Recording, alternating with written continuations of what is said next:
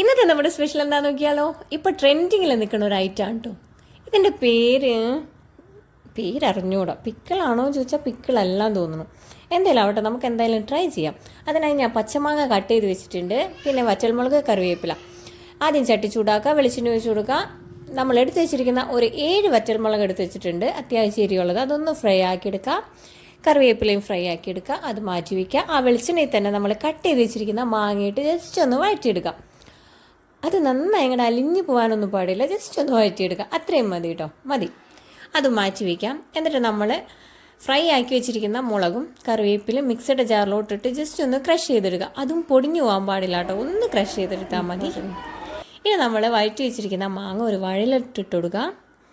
നമ്മൾ ക്രഷ് ചെയ്ത് വെച്ചിരിക്കുന്ന മുളകും കറിവേപ്പിലും ഇട്ട് കൊടുക്കുക. ആവശ്യത്തിന് ഉപ്പ് ഇട്ട് കൊടുക്കുക. ഇച്ചിരി കായപ്പൊടി ഇട്ട് കൊടുക്കുക. എന്നിട്ട് ഫ്രൈ ആക്കാൻ എടുത്ത് വെച്ച് ആ വെളിച്ചെണ്ണ ഉണ്ടല്ലോ, അതിൽ നിന്ന് 1 ടേബിൾ സ്പൂൺ ഒഴിച്ച് കൊടുക്കുക. എന്നിട്ട് കൈ വെച്ച് നന്നായി അങ്ങോട്ട് മിക്സാക്കി കൊടുക്കുക. കഴിഞ്ഞു, ഇത്രയേ ഉള്ളൂ. ഭയങ്കര ഈസി ആയിട്ട് ഉണ്ടാക്കാം. നല്ല ടേസ്റ്റുമാണ് കേട്ടോ. ചോറിൻ്റെ കൂടെയും കഴിക്കാം, ചുമ്മാ അതിരുന്നും കഴിക്കാം. ഇതിൻ്റെ പേര് പിക്കിളാണോ എന്ന് ചോദിച്ചാൽ പിക്കിളല്ല. നമുക്ക് പച്ചമാങ്ങയിൽ ഉപ്പും മുളക് ഇട്ടതെന്ന് പറയാം. അപ്പോൾ ട്രൈ ചെയ്യാത്തവരുണ്ടോ, ഒന്ന് ട്രൈ ചെയ്ത് നോക്കണേ. അപ്പോൾ നെക്സ്റ്റ് വീഡിയോ ആയിട്ട് വീണ്ടും കാണാം. ബൈ.